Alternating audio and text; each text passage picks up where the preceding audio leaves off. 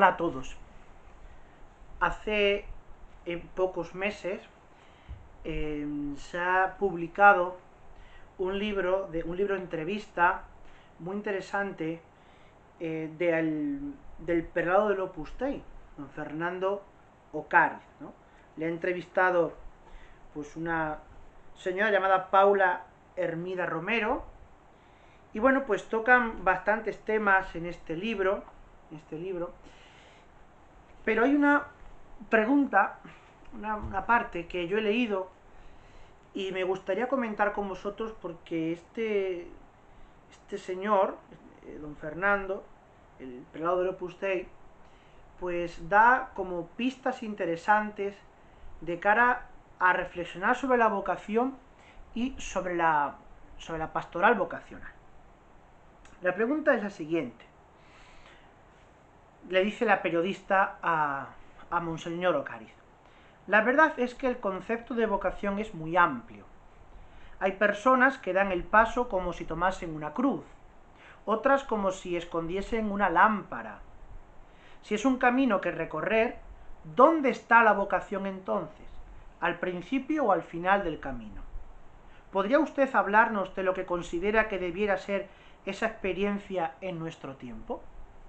Bueno, pues voy a comentar un poquito la respuesta que da el prelado, y sobre eso vamos a tocar algunos temas que nos pueden ayudar, creo yo, a reflexionar sobre la pastoral vocacional y sobre la vocación. Claro, alguno dirá, bueno, pero es que es el Opus Dei. Bueno, ¿y qué tendrá que ver? Como si uno lee las cartas de San Francisco, no por eso se hace franciscano, ¿no? Creo que la Iglesia tiene como una riqueza espiritual en todos sus carismas, en todos sus órdenes, sus movimientos, en este caso una prelatura, que tiene cosas muy buenas que podemos aprovechar, ¿no? Y que podemos pues nutrirnos bien de ellas. Entonces vamos a comenzar a ver qué responde este hombre a esta pregunta, y sobre eso saldrán algunos temas, creo, interesantes que nos puedan ayudar a reflexionar en este momento donde la vocación sacerdotal pues está tan escasa en muchas diócesis, no solamente en España, sino pues a nivel mundial, ¿no? Dice el prelado: todos tenemos vocación, llamada divina. Eso como un principio general que apunta a él. Todos tenemos vocación. De hecho, fijaos, San José María Escriba de Balaguer, para que vean dónde viene todo esto, ¿no? En su libro Camino, en el 913, en el punto 913 de Camino, dice: no lo dudes, tu vocación es la gracia mayor que el Señor ha podido hacerte. Agradécesela. Se da por hecho de que todos tenemos una llamada divina. Hemos venido a este mundo para algo, para una función, para un algo en concreto. Dios nos ha pensado para nosotros un camino para cada uno, porque nadie es indiferente para Dios. Es decir, el hecho de que yo, por venir a este mundo, tengo un plan prefijado por Dios para mí, al cual yo debo responder en la vida, y eso es la vocación, significa que soy importante para Dios, ¿no? Que soy una, si queréis en estos términos, una pieza clave en ese tablero de la historia, en ese tablero de la creación y del mundo. Por tanto, no soy un cualquiera, no soy insignificante. Esta expresión que se dice mucho y que quizás sea el gran problema de nuestro mundo, ¿no? Que hemos dejado de ser significativos. Pero no solamente a nivel religioso, sino a nivel humano. Quizás hoy no significamos nada para el mundo, o no significamos nada para el conjunto de la sociedad. En muchos casos nos hemos convertido en instrumentos de trabajo, de servicio, del cual en un momento dado se puede prescindir si ya no eres productivo, por tu edad, por tus situaciones, por lo que sea, ¿no? Entonces te descarto y te despido del trabajo, o no me eres productivo en un grupo de estudio, porque no llegas a los niveles que se piden, y entonces, bueno, pues estamos relegando a último lugar, ¿no? Y luego, al final de la evaluación o del curso, pues es un sálvese quien pueda. Pero eso que se da así en el mundo, para Dios no se da así. Si para Dios sí somos significativos. sí somos importantes en esto. Dios ha pensado, repito, bueno, dice él, ¿no? Un camino para él, para ti. ¿Por qué? Porque le interesas, porque eres importante para Dios. Vamos a ir descubriendo cuál es ese camino, cuál es esa meta última a la que Dios me llama. No hay ninguna persona, dice el prelado, en este mundo que le sea indiferente a Dios, o para la que Dios no tenga un plan que colaborar. Por eso, a la hora de plantearse qué quiere Dios de cada uno, la pregunta no es si tengo vocación. Y aquí quisiera detenerme en las preguntas que hace el padre, ¿no? Que hace el prelado del Opus Dei. La pregunta que debes hacerte no es, ¿tengo vocación? La tienes, la tienes. Eso es un principio básico. Tienes vocación. Entonces no te preguntes si la tienes, porque la tienes. Ahora bien, ¿cuál es esa vocación? El mismo San José María, en Camino, en el número 1, el primer punto de Camino, es un texto pues inmortal, diría yo, ¿no? que da pues para la historia de la espiritualidad. Para saber si tengo vocación, o para responder afirmativamente si tengo vocación, dice él, que tu vida no sea una vida estéril. No estás llamado a ser estéril. Sé útil, deja pozo, ilumina con la luminaria de tu fe y de tu amor. Borra con tu vida de apóstol la señal viscosa y sucia que dejaron los sembradores impunes del odio, y enciende todos los caminos de la tierra con el fuego de Cristo que llevas en el corazón. Es decir, ¿cuál es mi vocación? La primera, a no ser un inútil en la vida, a dejar pozo, a dejar huella, a borrar el mal, a sembrar bien, a sembrar paz. Esa es tu vocación. Si queremos en un término de una teología más elevada, más mística, la vocación universal a la santidad. Tú tienes una vocación a ser santo. Por eso no te preguntes si tienes vocación, no. La pregunta correcta podría ser, ¿a qué me llama Dios? ¿A qué te está llamando Dios? ¿Por qué camino concreto me está llamando el Señor? Es decir, si sé que mi vocación es la de ser santo, la de ser útil, la de dejar pozo, como hemos visto, ¿cuál es el camino que Dios quiere para mí, para que yo pueda realizar esto, para que yo pueda hacer esto? ¿De qué modo me siento invitado a poner a su servicio los talentos que me ha concedido? ¿No? Para que no nos pase como la parábola de los talentos, que aquel que tenía uno dice, oye, yo con un talento para qué lo quiero, ¿no? Lo entierro y cuando venga el amo a recoger lo suyo, pues se lo doy. Y al final también le fue quitado ese, ¿no? Dios te ha dado unos talentos, pero es para algo, para que los pongas en valor, ¿no? Los pongas en juego. ¿Qué consecuencias específicas tiene en mi existencia la universal vocación a la santidad? Es decir, yo tengo una vocación general universal a la santidad, y cómo puedo concretarla, cómo puedo vivirla, para que sea realmente esa llamada y no se frustre en mí, ¿no? ¿Qué es entonces la vocación? Y aquí viene la definición de don Fernando, que voy a leeros y luego lo vamos a ir desgranando un poquito. ¿Qué es entonces la vocación? En sus diversas expresiones, es un don de Dios, una llamada a colaborar estrechamente con Jesús en la misión evangelizadora, una invitación que orienta y da sentido a toda la existencia, un ideal de amor a Dios y a los demás por el que vale la pena comprometerse de modo pleno con todas nuestras potencialidades y deseos. Creo que es una definición maravillosa y muy completa de lo que es la vocación, sin entrar en particularidades, que eso lo haremos al final, sino como, digamos, definición general de la vocación. Y aquí tiene varios aspectos. Primeramente, hemos dicho que la vocación es un don de Dios, y recordamos la cita que dijimos antes de Camino, en el punto 913. No lo dudes, tu vocación es la gracia mayor que el Señor ha podido hacerte. Agradécesela. Eso es un principio fundamental. La vocación no es mía. La vocación es algo que Dios me ha dado. Es algo que yo debo agradecer y algo a lo que debo corresponder. Esa es la vocación. Algo a lo que yo debo corresponder porque me ha sido dado. Segundo punto, decía él, es una llamada a colaborar con Jesús en su misión evangelizadora. En el 910 de Camino leemos lo siguiente: eso, tu ideal, tu vocación es una locura, y los otros, tus amigos, tus hermanos, unos locos. ¿No has oído este grito alguna vez muy dentro de ti? Contesta con decisión que agradeces a Dios el honor de pertenecer al manicomio, al grupo de los locos. ¿Por qué? Porque en definitiva, sentir que Dios te está llamando a colaborar con el Señor en su misión evangelizadora, en llevar el Evangelio a todo el mundo, en cooperar con Él en la redención, o como dice San Pablo, en completar en tu carne, en ti mismo, lo que falta a la pasión de Cristo en favor de la Iglesia y en favor del mundo. Don de Dios para colaborar con Jesús en aquello que Él quiera. Eso tienes que preguntárselo muchas veces. Jesús, ¿qué quieres de mí? Jesús, ¿cómo puedo colaborar contigo? Jesús, ¿cómo puedo cooperar en la salvación del mundo, de la Iglesia, de mis hermanos, a tu lado y de tu mano?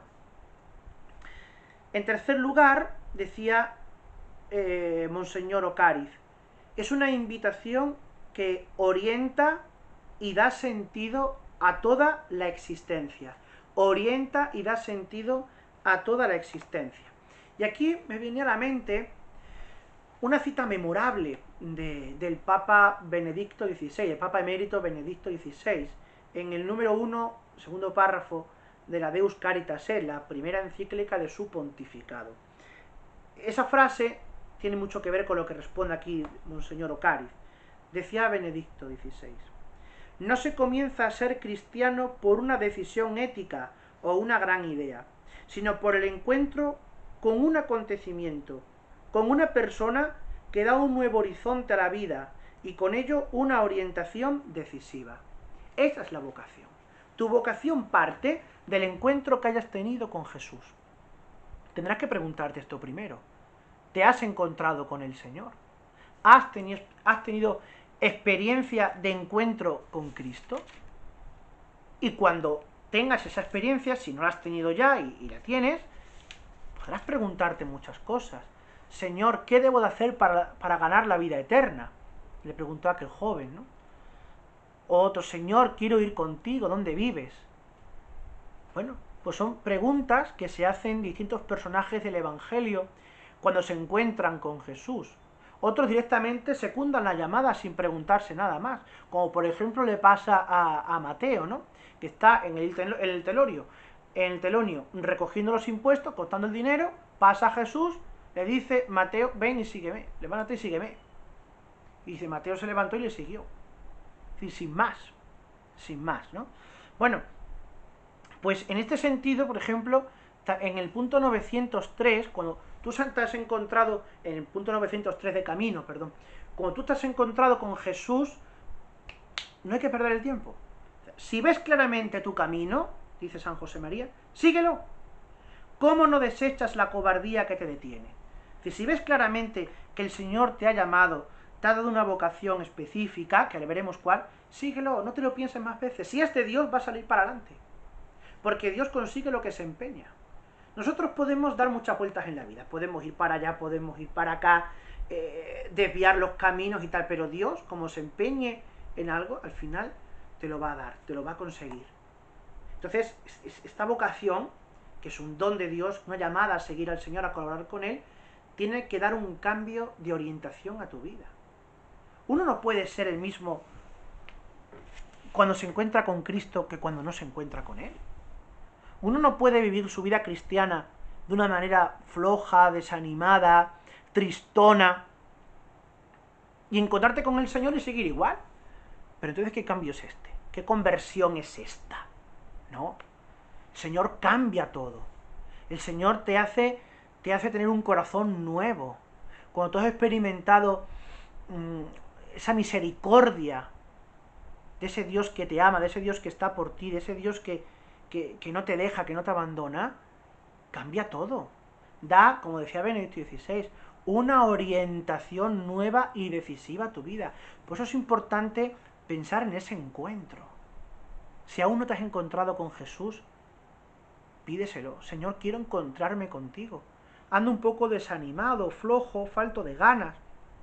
Señor, tengo una fe débil, una fe muy floja, una fe que se deja, sí, arrebatar por las cosas del mundo, por las opiniones sociales mayoritarias, que contradicen mucho la doctrina tuya y de la Iglesia, pero, Señor, dame la gracia de seguirte, y el Señor te la va a dar.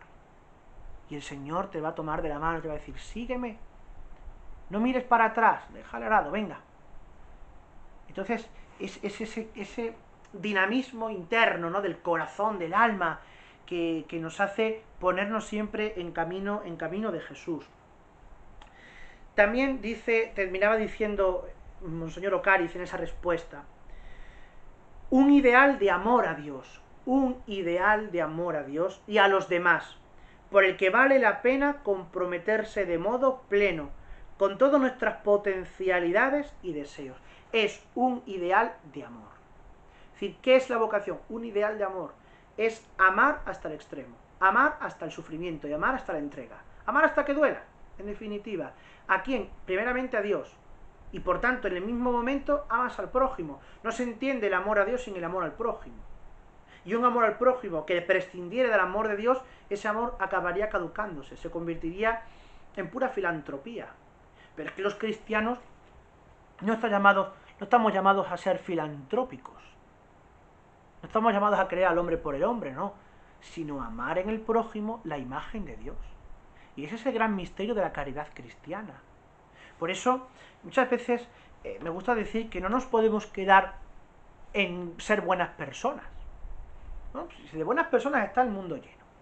Y también está el infierno lleno, ¿eh? ¿Por qué? Porque ser buenas personas es un juicio moral, a priorístico, externo, de apariencias, ¿no? Si yo veo que una persona hace actos buenos, que me parece que son buenos, digo, esta es buena persona. Pero no me importa más. Si no me importa si tiene otra vida moral clara, coherente u oculta. O yo puedo juzgar que una persona hace un acto malo o algo que me parece malo y digo, esta es mala persona.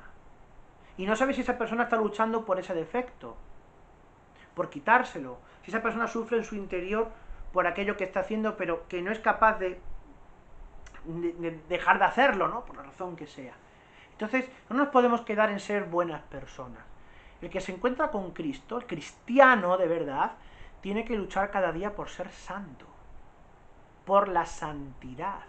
Porque eso, como os he dicho, es la vocación primera, universal, general, a la que Dios te llama, a la que Dios te llama, y a la que tú tienes que corresponder, y a la que tú tienes que, pues eso, que luchar cada día, ¿no?, por conseguirla. La vocación universal a la santidad. Ahora bien, vamos a concretar esa vocación. Vale, hemos aceptado al Señor, nos hemos encontrado con Él, queremos dar un giro a nuestra vida, queremos preguntarnos y preguntarle, ¿a qué me llamas, Señor? Y ahora vamos a concretar esa vocación a la santidad, ese principio general, vamos a concretarlo.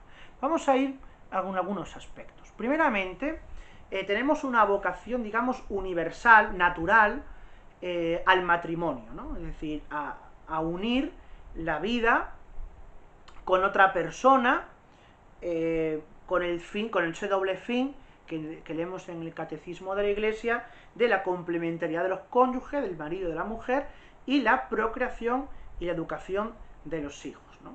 Eso, bueno, pues esos son principios naturales, no es un principio ni siquiera eminentemente cristiano, ¿eh? Es un principio natural. El hombre y la mujer, por su propia naturaleza, están llamados a unirse, están llamados a relacionarse para protegerse mutuamente y perpetuar la especie. Eso es un hecho natural. Eso es una vocación, repito, natural que todo el mundo tiene. Pero en el cristiano, en la medida en que este hecho natural ha sido elevado por Cristo a la categoría de sacramento del matrimonio, ya reviste no solamente una vocación natural, sino una dimensión sobrenatural. Y entonces, en este sentido, hablamos de una vocación al matrimonio, de una vocación a ser padre de familia, madre de familia, ¿no? Es decir, una vocación divina, pero, repito, sobre esta base natural que afecta a todo ser humano, sean cristianos, no cristianos, sean religiosos, ateos, lo que sea, ¿no? Entonces un modo de concretar la vocación a la santidad. El Señor te llama a ser santo ejerciendo la paternidad o ejerciendo la maternidad. Es decir, uniéndote a otro hombre o otra mujer y queriéndose, amando, respetando en esa libertad. Y luego la procreación de los hijos, es decir, constituir lo que llamamos una iglesia doméstica, una familia donde Cristo reina, donde Cristo es el centro de todo y todo gira en torno a Él, ¿no? Entonces Dios ha puesto ese sacramento, el sacramento del matrimonio, por donde vienen todas esas gracias para poder llevar este estado de vida. Estado de vida que también conlleva, pues, la castidad. Primero la castidad en el noviazgo, como una prueba, como una... Sí, a veces no vamos a quitar que sea un poquito de cruz, ¿no? Porque, en fin, la naturaleza tira, los afectos también, y a veces, pues que quisiéramos más que esa expresión grande, que es un acto, el acto del amor con la persona que queremos, ¿no? Pero claro, ese acto de amor reviste su plenitud, su comunión de espíritus incluso, y de cuerpo, y de mente, y de alma, y de todo, dentro del matrimonio. ¿Por qué? Porque cuando el amor del hombre y el amor de la mujer unidos han sido consagrados por la bendición matrimonial, por la bendición de lo alto, bueno, pues digamos ese matrimonio como tal ya comienza a abrirse a los actos conyugales, que tienen esa estructura, digamos, también sacramental, ¿no? Es decir, de expresión corporal de un amor que es afectivo, que es probablemente de alma a alma, ¿no? O sea, de persona a persona. Bien, es decir, todo esto está en el matrimonio. Y por ahí te puede llamar Dios. Dios te puede pedir, pues eso, continencia, la castidad, para que tener unos actos conyugales con tu pareja en exclusividad, de ahí viene la fidelidad, y de manera indisoluble. Es decir, el matrimonio es para siempre. El matrimonio no es hasta que dure, no es un matrimonio a prueba. ¿Por qué? Porque, como dice San Pablo, los dones y la llamada de Dios son irrevocables. Dios no te llama a ser matrimonio durante un tiempo X, no. Dios te ha dado la vocación matrimonial que tú has discernido y has visto que es la tuya, y Dios te la ha dado ¿para qué? Para que la vivas y la ejerzas pues hasta las últimas consecuencias. Para llegar, como dice Tobías con su mujer Sara en la noche de su boda, ¿no? Llegar juntos a la vejez y morir como matrimonio cristiano y como matrimonio católico. ¿Rodeado de qué? Rodeado de la corona de los hijos, porque te has abierto a la vida, porque no has sido egoísta en tu matrimonio, sino que has aceptado de buena gana y de buen grado los hijos que Dios te ha dado. Que esto es otro aspecto importante para vivir la santidad en el matrimonio. Aceptar la responsabilidad que Dios pone en mis manos respecto de los hijos que me da. Es decir, tener hijos no es tenerlos y ya está, y llevarlos a bautizar, darle la comunión y la confirmación ya si quieren, y bueno, pues que hagan lo que puedan. No, los padres tienen una responsabilidad sagrada ante Dios en la custodia, educación y responsabilidad sobre sus hijos. Por eso, muchas veces, uno confiesa en matrimonio, pocos se confiesan de esto. Pocos se confiesa de ser responsable en la educación cristiana de los hijos, es decir, enseñar a los hijos a amar a Dios, a respetar el santo nombre de Dios, a no conformarse y a no transigir con todas las cosas que hoy pues, los hijos admiten porque el mundo se lo mete ahí como en vena, ¿no? Es decir, hay un vínculo sagrado de responsabilidad también moral con los hijos. Entonces, bueno, pues son como claves para vivir la santidad en el matrimonio. Otra clave puede ser, bueno, pues con respecto, hemos hablado de los actos conyugales, hemos hablado de la educación, de generación, educación de los hijos, pero también con respecto a la pareja. Es decir, en la santidad, en el matrimonio, es un camino compartido, es un camino de Dios, de dos. Es decir, no, bueno, yo es que me he casado y yo quiero ser santo y mujer, pues haya ella, ¿no? Que haga lo que quiera, lo que pueda, no. Es decir, en el matrimonio la santidad se vive en conjunto. Por eso es muy importante que en un matrimonio, tanto él como ella, oren juntos, vivan las cosas de manera unida.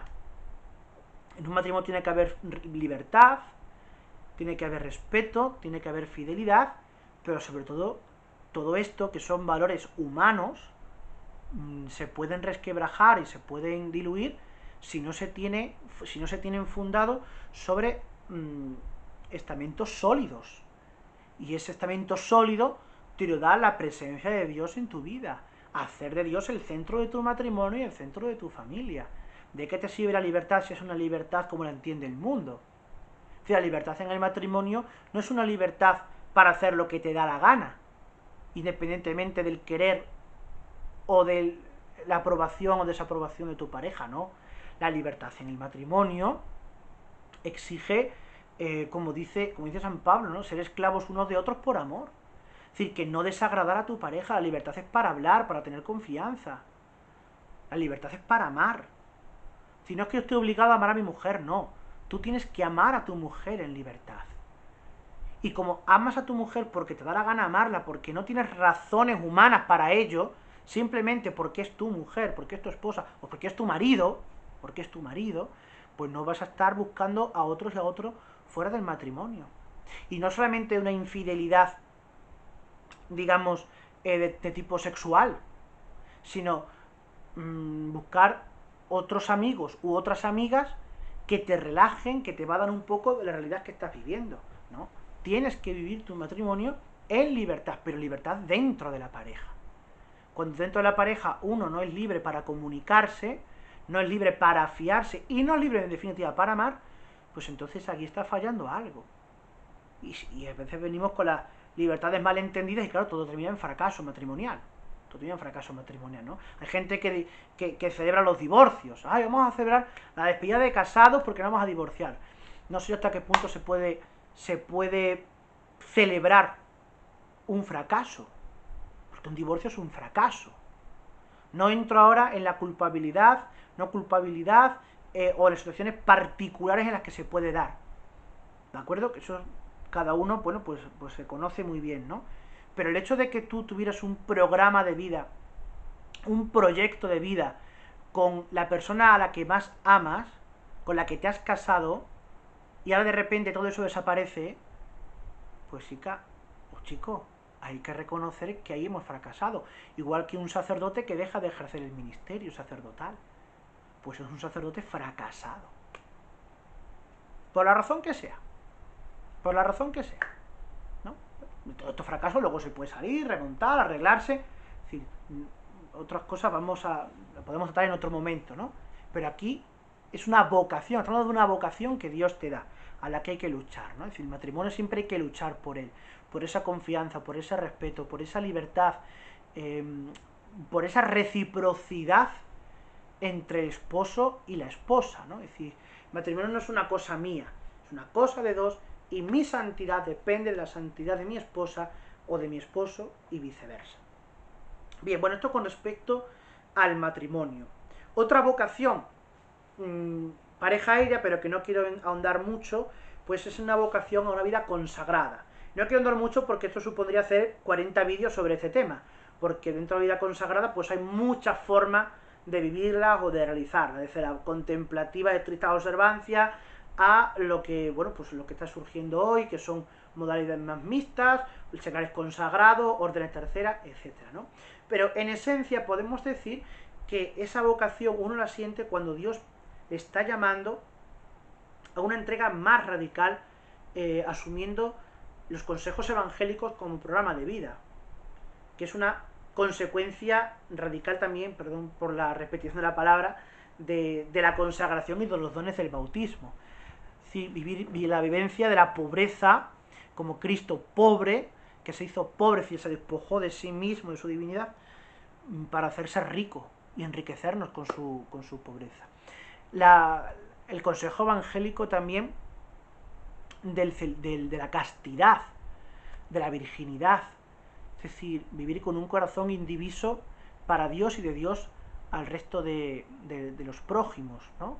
Es sin unirse, pues eso, a un matrimonio o buscar relaciones sexuales por ningún lado. Y luego, bueno, pues en ese voto de obediencia. Obediencia que a veces es, pues eso, pues rendir el juicio ante un superior, pues que quizás está equivocado o que sabe menos que tú, pero que de alguna manera tienes que conocer que Dios está pidiendo algo que puede ser más duro, menos duro en tu vida, y que tienes que asumirlo, ¿no? Con esa paz y con esa tranquilidad.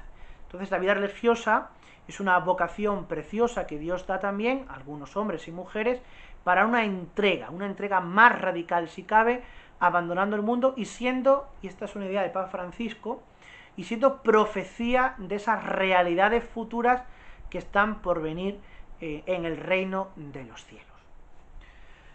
Y ahora quiero entrar ya con vosotros en el tema de la vocación sacerdotal, ¿no? Como concreto mi llamada a la santidad, viviendo el sacerdocio, que es lo que Dios me pide y lo que Dios veo que quiere de mí, ¿no? Es decir, seguir al Señor como sacerdote. Bien, el sacerdocio, es decir, la vocación sacerdotal, como toda vocación, no consiste en que tú eliges ser sacerdote, sino en que Dios te elige a ti para que seas su sacerdote. Dios te elige a ti para que seas su sacerdote. Y eso es un punto importante. Eso lo vais a encontrar muy bien si buscáis en la carta a los Hebreos, el capítulo 5, versículo 4. No es sacerdote quien quiere, sino quien es llamado por Dios para este oficio. Es decir, no es que yo quiero ser sacerdote, pero ¿te ha llamado Dios para serlo? Pregúntate. Y a veces cuando me preguntan, ¿pero tú quieres ser sacerdote? Digo, no, yo no quiero ser cura. Yo tenía otros proyectos, otros planes. La verdad que, bueno, pues cuando yo me convertí, pues sí, me hice pues más católico, más religioso, más practicante, si queremos, ¿no? Pero bueno, como todo muchacho de esa edad, pues uno tiene sus planes de familia, de una carrera, ¿no? Pero llega un momento en ese encuentro personal con Cristo, del que hemos hablado antes, en el que ves que Cristo te dice, mira, no, esto no es lo que yo quiero para ti. Para ti quiero algo más. Quiero que seas sacerdote. Entonces en tu libertad dices, sí, Señor, yo también lo quiero para ti. Lo quiero para ti, lo quiero para mí. Entonces no eres tú el que eliges, es Cristo el que ha elegido a ti. Por eso, muchos fueron los llamados, pero pocos fueron luego los escogidos. ¿Por qué? Primero, porque muchos fueron a los que Cristo, y siguen siendo a los que Cristo llama, a los que Cristo le da la vocación sacerdotal, le dice, este es el plan, el proyecto de vida que quiero para ti, para que me sirvas a mi gloria y sirvas al mundo y a la iglesia, pero muchos son también los que lo rechazan. Dicen, pues yo esto no lo quiero.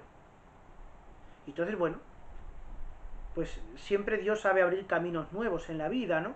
Como dice el profeta Isaías, Dios abre caminos en el desierto y abre caminos en el mar. Pero esto quiero que nos quede como claro, ¿no? Es decir, nadie elige ser sacerdote. Bueno, puedes elegir porque también tu libertad entra en juego. Pero nadie tiene el derecho a ser sacerdote. Sino que es Dios el que te llama a serlo.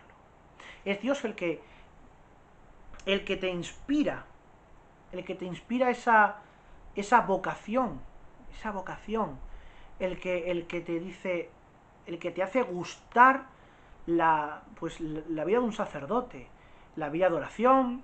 La vida de sacramentos. Es precioso, ¿no? Cuando uno piensa, por ejemplo, que en cuestión de un día, la vida humana pasa por la mano de un sacerdote. Puedes celebrar un bautizo de un niño recién nacido a las 12 de la mañana y a las 4 de la tarde estar enterrando a un señor que ha muerto con 87 años. En unas horas ha pasado el principio de la vida humana y el final de la vida humana. Y quizás entre ese bautizo y ese entierro, pues has tenido una boda. Y has podido asistir y bendecir esa vocación natural y divina que Dios ha tenido para esa pareja, ¿no? Que quizás ellos no lo saben, pero que Dios sí lo sabe para ellos. Por tanto, la vida de un sacerdote consiste consiste precisamente en esto, en que yo respondo a esa llamada que Dios me ha hecho. Fijaos que cuando Jesús llama a sus apóstoles en el Evangelio de Marcos, capítulo 3, versículo 14-16, los apóstoles no se presentaron voluntarios a seguir a Cristo, sino que es el Señor. Dice, llamó a los que quiso. Ese versículo de Marcos. Llamó a los que quiso. Y los constituyó en 12, ¿no? Eupoi en dodeca. Pero, quedas con esto. Llamó a los que quiso. Y luego viene el elenco de nombres, ¿no? Pedro, Santiago, Juan, Felipe, Bartolomé, hasta Judas. Hasta Judas Iscariote. Llamó a los que quiso. Por tanto, es Dios.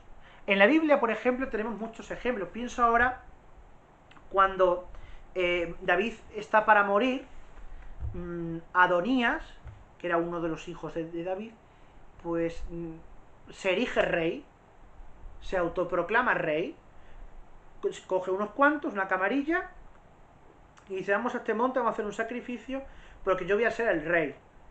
Y claro, Salomón, que era el heredero al trono, hay que intervenir, entre el profeta con la madre de Salomón y tal, y al final es esto, ¿no? Lo tenéis por ejemplo en Primera de Reyes, capítulo 1, versículos del 5 al 10, toda esta trama, ¿no? Y Adonías, cuando Salomón es proclamado rey, se da cuenta de que Salomón es verdadero rey porque ha sido ungido y querido por Dios, no él que lo ha hecho por su cuenta. Con lo cual, no es sacerdote quien quiere, sino aquel que es elegido por Dios para ser sacerdote. Quiero que seas mi sacerdote. Quiero que tú prolongues mi presencia en el mundo. Quiero que tú ofrezcas el sacrificio de la iglesia cada día en los altares a los que yo te voy a mandar, a servir. Bien, vamos a ver ahora algunos aspectos de esta vocación sacerdotal. Por ejemplo, en la vocación sacerdotal es, como dice el mismo prefacio del misal romano, hombres elegidos del mundo, sacados de sus hermanos, para esa misión de amor, ¿no?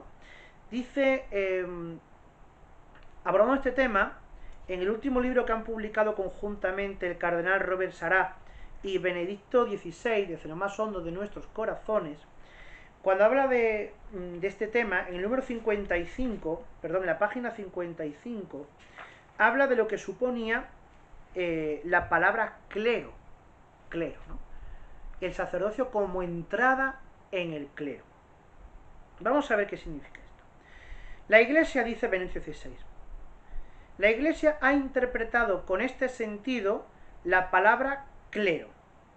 Clero, kleros, viene de ser apartado, en griego, ¿no? El que está apartado, el que ha sido elegido, ¿no?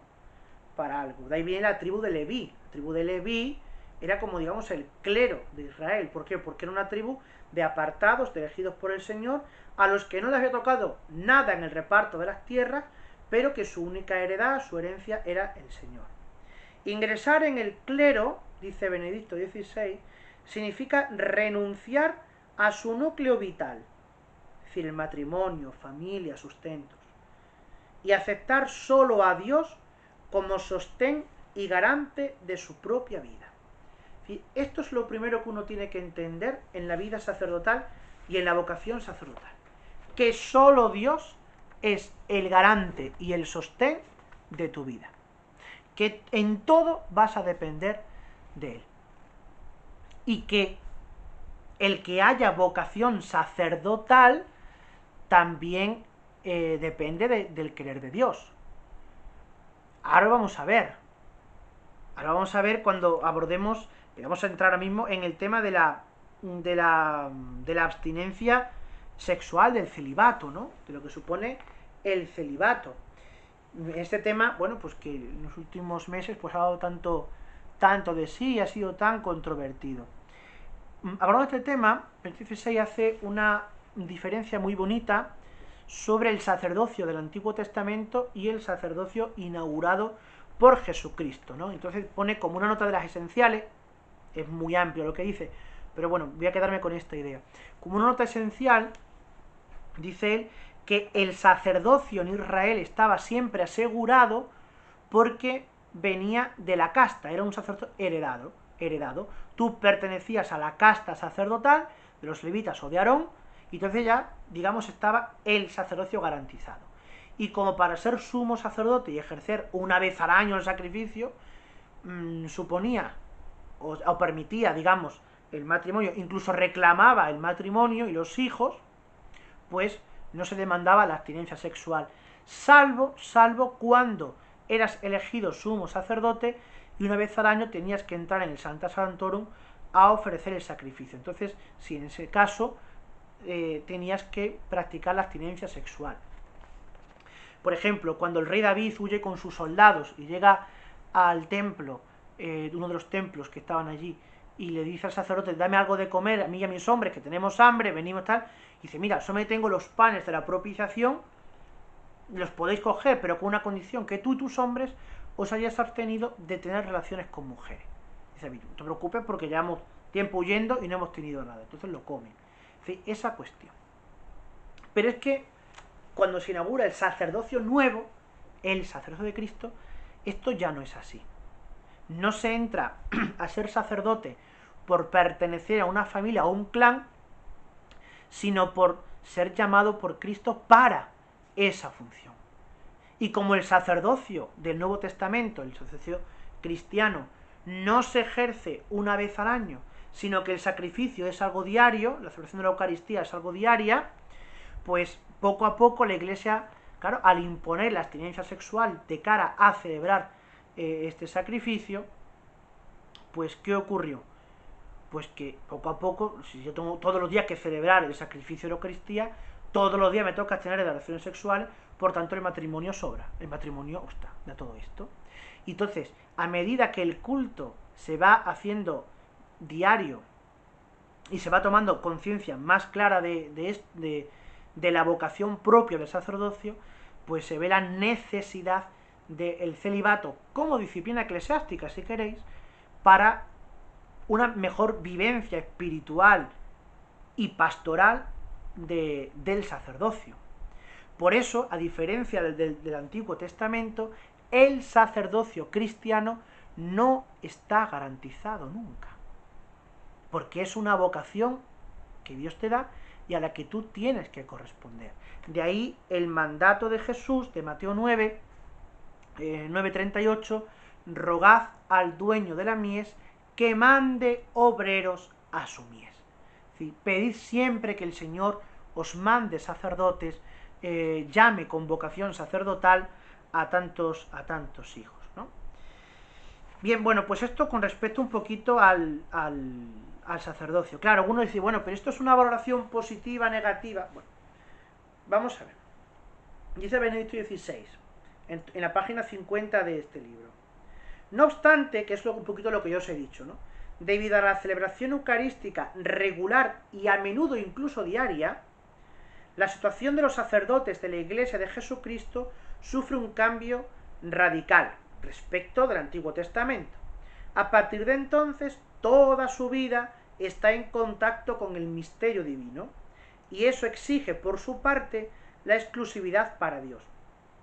Quedan excluidos, por tanto, los demás vínculos que, como el matrimonio, afectan a la totalidad de la vida. De la celebración diaria de la Eucaristía, que implica un estado permanente de servicio a Dios, nace espontáneamente la imposibilidad de un vínculo matrimonial. Se puede decir que la abstinencia sexual, que antes era funcional en el Antiguo Testamento, se convierte por sí misma en una abstinencia ontológica, es decir, algo que forma parte del ser del sacerdote. Así pues, su motivación y su significado quedan íntima y profundamente transformados, repito, por esa conciencia del sacerdocio en la clave cristiana. Y esto es importante que lo tengamos, ¿no? Para no hacernos ideas extrañas del celibato. Luego, otro aspecto del celibato es la madurez afectiva, psicológica y la capacidad de paternidad. Es decir, es que el sacerdote, el celibato es porque no se puede ser padre. Claro que sí. De hecho, una de las condiciones para ser sacerdote es que estés abierto a la vida. Es decir, que como hombre tengas la capacidad y la madurez para poder haber sido, en caso contrario, haber sido padre de familia. Si no puedes ser padre de familia, primero, porque no tengas atracción hacia mujeres. Segundo, porque no seas capaz de tratar con hijos. De ahí vienen muchos problemas que por desgracia hemos visto, de pederasties y de cosas raras. ¿Sí? Porque no se tiene esa capacidad afectiva y psicológica para tratar con menores, ¿no? Ni con mujeres, ni con hombres, ni con nada. Es decir, si no hay una capacidad natural de apertura a la vida o de paternidad, muy difícil va a ser llevar esto a un plano de vida espiritual donde la abstinencia sexual se puede acabar convirtiendo en una losa que pesa sobre tu cabeza y que buscas saciarla, que buscas por otra parte, ¿no? Con lo cual, esto hay que tener mucho ojo cuando se habla del celibato y de la asunción del celibato de cara a las órdenes sagradas. Pero no es el único aspecto ni tampoco el más esencial, ¿no? Sino que tiene que haber también discernimiento y libertad. Por ejemplo, vamos a ver cómo lo aborda el prelado del Opus Dei en su entrevista, ¿no? Voy a seguir leyendo un poquito. San José María hablaba de la vocación como una luz que ilumina con resplandor nuevo todo el quehacer, o con una imagen expresiva, como un aluz arrollador que da un sentido nuevo a toda la existencia. Esa es la idea que venimos de antes. A la vez, sigue diciendo más adelante, el descubrimiento de la llamada requiere un camino de discernimiento, y aquí no solo la inteligencia, sino también la libertad juega un papel fundamental. Es decir, discernimiento y libertad. Discernimiento para saber si es lo que Dios quiere de mí, y libertad para aceptarlo. Desde luego, dice en la página 96, respondiendo a otra pregunta, pero que tiene relación con esto, dice el prelado, desde luego se puede señalar una edad mínima para el discernimiento. Claro, si viene un niño con 8 años, que quiero ser cura, pues qué bonito la idea del niño, ¿no? Pero no por eso va a ser cura.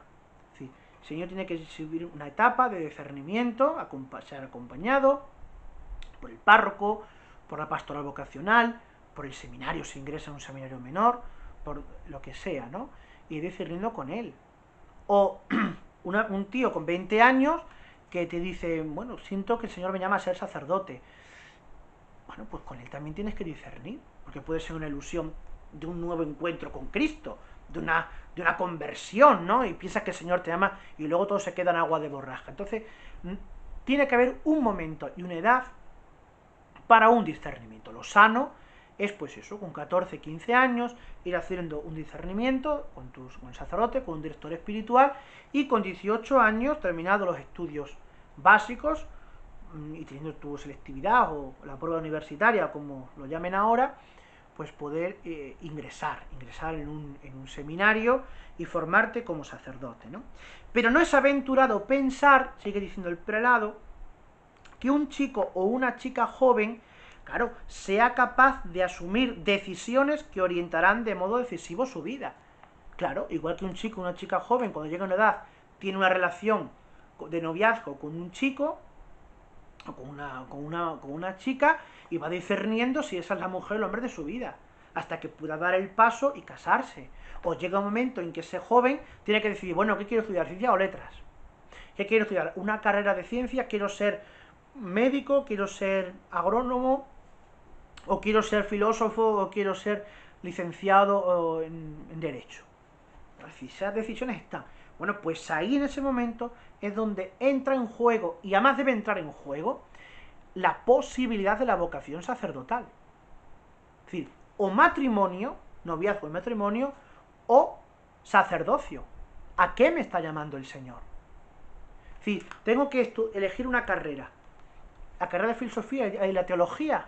¿Me llama el Señor a ser sacerdote y formarme en este saber humano, con los idiomas o lo que sea, ¿no? Ese es el momento. Cuando tú comienzas a discernir y a ver qué quieres hacer con tu vida y qué es lo que Dios te está pidiendo hacer con tu vida. Y si la pastoral vocacional no mete el tema de la decisión por una vocación u otra, en ese momento hemos fracasado. Hemos fracasado.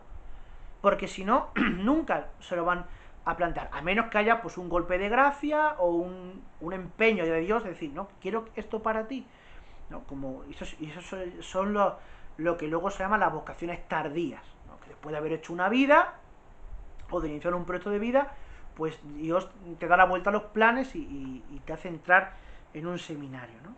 Hay veces, sigue diciendo el prelado, que en esos momentos de la vida son mucho más maduros que personas que ya han alcanzado, al menos desde un punto de vista biológico, la edad adulta. En cualquier caso debe ser respetada, claro, la legislación canónica y la civil en cada país en cuanto a la mayoría de edad suficiente para adquirir determinados compromisos. Hombre, si con 8 años o con 16 años quieres ser monjita, no vas a un convento. No, tienes que esperar a una edad en la que ya puedas tomar decisiones y tengas una mayoría de edad, ¿no? Y esto es importante, el discernimiento, ¿por qué? Primero, para no errar en la elección de candidatos al sacerdocio. Y segundo, porque la vocación sacerdotal, o como cualquier vocación, tiene un componente divino y humano. Dice, en la página 97, dice don Fernando, hablando de la vocación, es divina en el sentido de que es el Señor quien toma la iniciativa, quien llama. Sí, es divina porque viene de Dios hacia ti. Y es humana porque implica que la persona ponga en juego su inteligencia y su libertad. Y si no hay libertad, no puede haber vocación ninguna. Si no hay libertad, no puede haber vocación. Nadie puede estar obligado a casarse. Nadie puede estar obligado a ser sacerdote porque todo eso sale mal. Sale mal sí o sí. Entonces hay que tener mucho cuidado con que todo sea con libertad. Y siempre, bueno, pues entender qué es la libertad.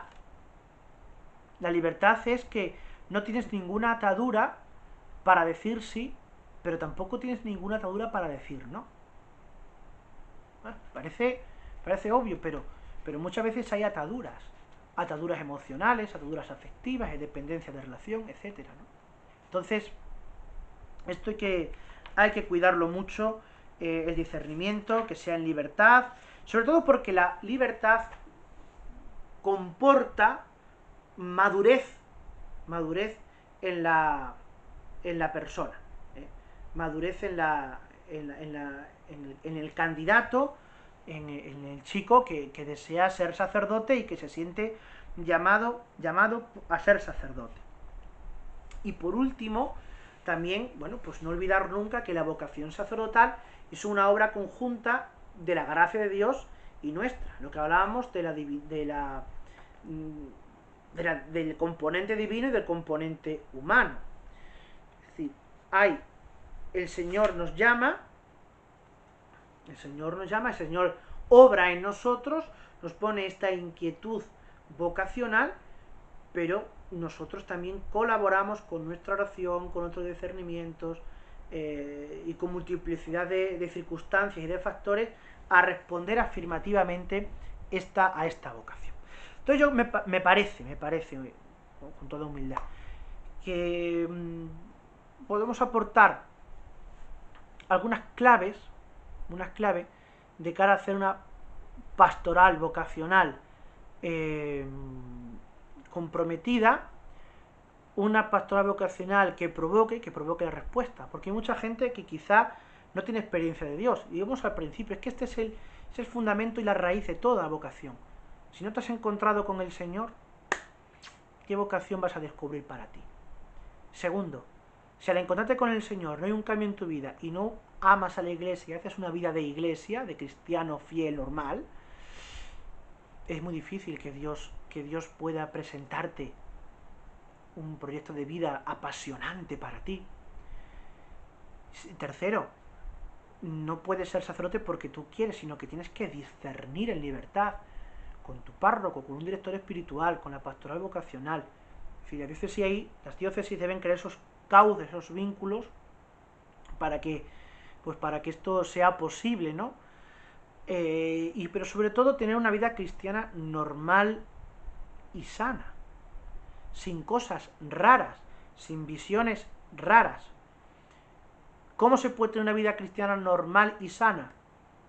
Pues una vida cristiana normal y sana es una vida cristiana fundada en la palabra de Dios, que busque la Eucaristía al menos dominical, si puede ser diaria mejor que mejor, pero al menos dominical, en el que la confesión esté presente con frecuencia, cada 15 días, mensualmente, en el que tengamos siempre discernimiento para obrar el bien, las obras de caridad, en el que recemos pues el rosario a menudo, ojalá diariamente, ¿no? Pero bueno, si no, en la medida en que uno pueda, pues el rezo del Santo Rosario. Y poco más, ¿eh? Y poco más. Luego, tener libros buenos de lectura espiritual, formarnos en el catecismo, en conocimientos, bueno, pues de nuestra religión, para que no nos llevemos a equívocos, ni nos engañen con cosas raras, que dicen que la Iglesia ha dicho, pero la Iglesia no dice. Es decir, todo esto. Bueno, pues nada, pues ojalá que a cada uno descubramos cómo concretar la vocación universal a la santidad, y cuando lo tengamos discernido, pues que nos pertrechemos valientemente hacia adelante, sabiendo que Dios nos va a acompañar siempre con su gracia y que con él a nuestro lado pues nada hay que temer y que no vamos a fracasar, ¿no? Y que si fracasamos, porque a veces somos un poco tarros, un poco cabezones, pues que Dios siempre va a ir abriendo camino para que vivamos felices en esta vida y luego en la vida eterna. Pues nada más, un saludo a todos y hasta otro día.